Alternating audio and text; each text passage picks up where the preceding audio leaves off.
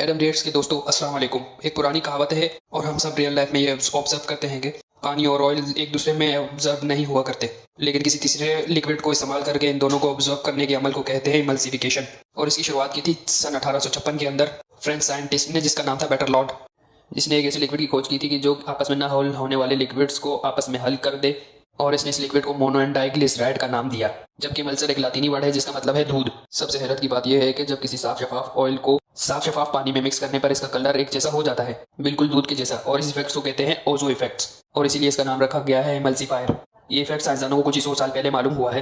ایملسیفیکیشن اور ڈیسٹیلیشن یعنی کہ شراب کو الگ کرنے کا عمل، جو آج کے ٹائم پر بوائل کر کے خاص طریقے سے کس طرح حاصل کی جاتی ہے۔ آج سے جب 1400 سال پہلے قرآن نازل ہوا، اس میں نیکوکار لوگوں کے نماز کا ذکر ہوتے ہوئے ایک ذکر یہ ہے، نیک اور شکر گزار لوگوں کے لیے جنت میں شراب کی نہریں ہوں گی، ایسی شراب جو کہ حرام چیزوں سے نہیں بلکہ جنتی جڑی بوٹیوں سے بنی ہوگی، نہر کے صاف شفاف پانی سے مل کر بالکل دودھ کی طرح بن جائے گی۔ یہ لوگ اسے جتنا چاہیں گے پیئیں گے، کبھی ختم نہیں ہوگی اور نہ ہی ان کا خود کا دل بھرے گا۔ قرآن کے یہ الفاظ کوئی عام الفاظ نہیں بلکہ اپنے اندر کیمسٹری کا ایک خاص علم رکھتے ہیں، جو کہ کسی عام بندے کے الفاظ نہیں بلکہ اللہ تعالیٰ کا کلام ہے، اور یہ کسی انسان کے الفاظ تو ہو ہی نہیں سکتے، اور آج سے 1400 سال پہلے کا انسان یہ حقائق جاننے کا تصور بھی نہیں کر سکتا۔ لیکن اس سے پہلے ہم ایملسیفیکیشن اور شراب کی ٹائپس کو سمجھتے ہیں۔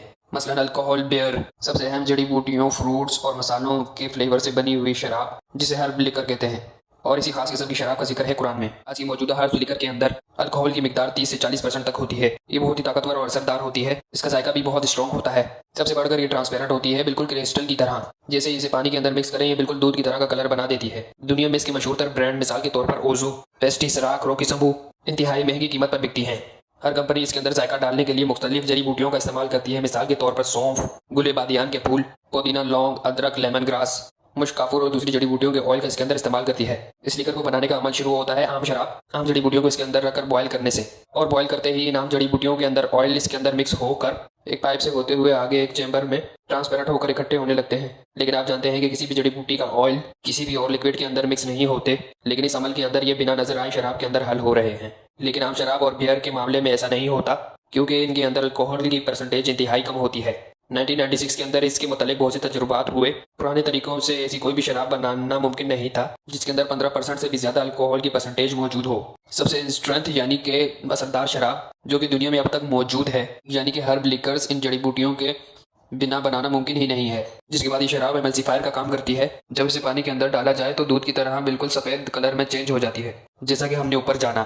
اس ریسرچ کو ہم انسانوں نے 12ویں صدی کے اندر اٹلی کے ایک اسکول سیلیرانو کی ریسرچ میں جانا۔ الدیراتی نام کے انسان نے اس کا فارمولا سمجھ کر اسے تیار کیا، جبکہ مسلمانوں کے اندر سب سے پہلے اس کیمیائی عمل کو، جس کے اندر دو لکوڈ کو الگ کرنا، مکس کرنا ممکن ہے، بابائے کیمیا جابر بن حیان نے قرآن کریم کے نزول کے 100 سال بعد اسے انوینٹ کیا، کیونکہ وہ قرآن کریم کے نزول کے 100 سال بعد تقریباً پیدا ہوئے۔ لیکن اللہ نے آخرت کے اندر ایسے لوگوں کے لیے دنیا کے اندر حرام کی گئی شراب اور گناہوں سے بچائیں گے، اس شراب کا انتظام جنت میں پہلے سے ہی کر دیا گیا ہے۔ ذرا آپ سوچیں، جس چیز کا انتظام اللہ خود کر رہا ہو وہ کتنی خاص ہوگی۔ اور آج سے 1400 سال پہلے اللہ کی ذات کے سوا کوئی یہ بات نہیں جانتا تھا کہ جنت کی شراب کی کیمیکل کمپوزیشن کیا ہوتی ہے، اس میں کیا کیا چیزیں شامل ہوتی ہیں۔ لیکن قرآن میں جو کہ اللہ کے الفاظ ہیں، جس میں واضح طور پر اس جنتی شراب کا ذکر اس طرح سے موجود ہے، وہ ایسی شراب ہے جو کہ پانی کے ساتھ مل کر دودھ کی جیسی سفید ہو جائے گی۔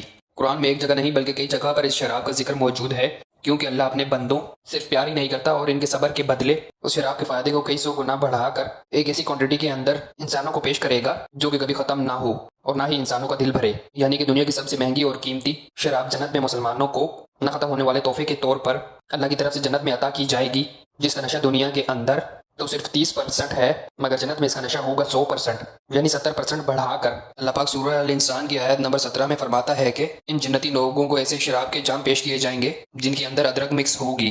پھر فرمایا جو نیکوکار ہیں وہ ایسی شراب کو نوش کیا کریں گے جس کے اندر کافور مکس ہوگا۔ کافور یا کیمفر ایک سدا بہار درخت ہے، جہاں سے اس کا روغن نکالا جاتا ہے، اسے کافور ہی کہتے ہیں۔ میڈیکل فیلڈ کے اندر ہربل پروڈکٹ کے طور پر بہت زیادہ استعمال ہوتا ہے، جو کہ تمام بیماریوں مثلاً انفیکشن، بیکٹیریا اور خاص کر اسکن انفیکشن کے لیے بہت مفید ہے۔ پھر اس کے بعد سورہ الصفات کی آیت 45 کے اندر اللہ تعالیٰ فرماتا ہے جنتی لوگوں کے پاس ایک صاف شفاف جھرنے سے سفید ذائقے دار شراب کا جام ان کے پاس لا کر ان کو پلایا جائے گا۔ اب اس جنتی شراب کی تمام خصوصیات پر ذرا غور کریں کہ کیا یہ سب وہی خصوصیات نہیں جو کہ آج کے ٹائم کے اندر ہربس لیکر میں دیکھتے ہیں، جن میں ہر طرح کی جڑی بوٹیوں کو مکس کیا جاتا ہے۔ یاد رہے کہ قرآن 7ویں صدی کے اندر دنیا میں اتارا گیا اور حرب لکر کی خصوصیات ہمیں 12ویں صدی کے اندر جا کر معلوم ہوئی، جبکہ قرآن کے نزول کے ٹائم کے اندر لوگ روایتی طریقے سے شراب کو بنانے کے لیے کئی مہینوں تک اسے یوں ہی رکھ کر چھوڑ دیا کرتے تھے، لیکن یہ بالکل عام سی شراب تھی جس کے اندر الکوہل کی تعداد 15% بھی نہیں تھی۔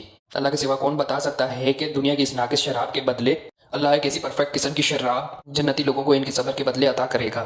لہٰذا قرآن کے الفاظ ثابت کرتے ہیں کہ یہ کسی پیغمبر کے الفاظ نہیں بلکہ خود اللہ کے الفاظ ہیں، جسے اس نے اپنے سب سے پیارے نبی حضرت محمد صلی اللہ علیہ وسلم پر نازل کیا، جس میں ذرا بھی شک کی گنجائش نہیں۔ اللہ ہمیں سمجھنے اور نیک عمل کرنے کی توفیق عطا فرمائے۔